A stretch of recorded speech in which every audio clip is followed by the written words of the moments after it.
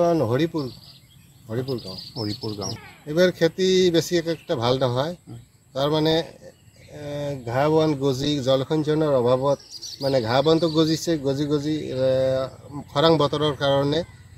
একেবাৰে ঘাঁহ বন গজি আমাৰ খেতি পথাৰ এবাৰ মানে নাই বুলি আৰু ঘাঁহে আৱৰি লৈছে এনেকুৱা অৱস্থা হৈছে হয়তো আমি ধানত কাচিয়ে লগাব নোৱাৰিম আৰু এনেকুৱা অৱস্থা আছে চৰকাৰৰ মানে জলসিঞ্চনৰ ব্যৱস্থা থাকিলে এনেকুৱা অৱস্থা নহ'লহেঁতেন তাৰোপৰি এইবাৰ যিহেতু বৰ খৰাং বতৰ হৈছে এই খৰাং বতৰত অলপ জলসিঞ্চনৰ ব্যৱস্থা থাকিলে হয়তো ঘাঁহ বন গজিব নোৱাৰিলেহেঁতেন কিন্তু ঘাঁহ বন গজিছে এতিয়াতো আমাৰ কৃষকৰ ক'বলৈ গ'লে একো কৰিব লগা নাই তো এইবাৰ যে কি হ'ব এইটো আমি ক'ব নোৱাৰোঁ শ বিঘা মাটিত এনেকৈ মানে চেচকীয়া ঘাঁহ বুলি কওঁ আমি এনেকুৱা ঘাঁহ বন গজি একে ৰোৱা খেতিক আৱৰি লৈছে এতিয়া খেতি পথাৰত গৰু বান্ধি দিছে কিছুমানে আৰু গৰুও বান্ধি দিছে খুৱাই আছে ঘাঁহ গজিছে জনাব লাগে এইটোৱেই যে অনতি পলমে বা অহা শালি খেতিৰ আগে আমাক প্ৰত্যেকজন খেতিয়কৰ মাটিত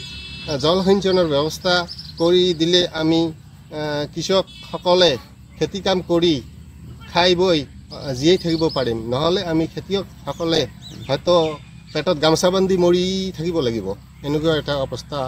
হৈছে হৰিপুৰ ডিঙিয়া বুলি কয় গাঁওখনৰ নাম হয় ইয়াত কৃষিজীৱী মানুহ কেনেকুৱা 100ৰ ভিতৰত 90% কৃষিজীৱী ইয়াতে 100ৰ ভিতৰত 90% এই কৃষিজীৱী অৱস্থা দি আমি ল'ৰা ছোৱালী পঢ়া শুনা কৰা এইবাৰ আমি ৰোৱা খেতি কৰাৰ পিছত এই আপোনালোকে দেখা পাইছে যে ৰোৱাৰ বিলাক অৱস্থা শেষ খৰাং বতৰৰ কাৰণে ইয়াত চৰকাৰৰ পৰা কোনো জলসিঞ্চনৰ ব্যৱস্থা নাই কোনো জলসিঞ্চনৰ ব্যৱস্থা নাই গতিকে চৰকাৰে যদি ইয়াতে জলসিঞ্চন ব্যৱস্থা কৰি দিয়ে আমি খুব উপকৃত হ'ম নহ'লে আমি হাঁহ নচাৰ দৰে হ'ম একদম অৱস্থা এইখিনিয়ে আমি চৰকাৰক এইখিনি অনুৰোধ জনাওঁ যে এইবাৰ যে ধান খেতি নহ'ব কি কৰিব আপোনালোকে কেনেকৈ আমি এইখিনিয়ে এইকাৰণেতো চৰকাৰক অনুৰোধ জনাই আছোঁ কি কৰিম কি নকৰিম আমি নিজে ক'ব নোৱাৰোঁ এনেকুৱা অৱস্থা হৈছে এইখিনিয়ে মই অনুৰোধ জনাইছোঁ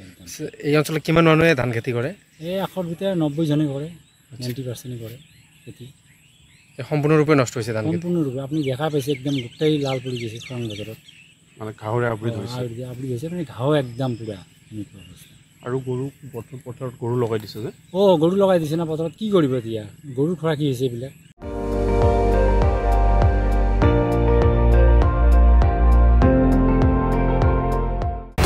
আপুনি চাই আছে ND24 সৰ্বশ্ৰেষ্ঠ নহয় সৰ্বোত্তমৰ দৌৰা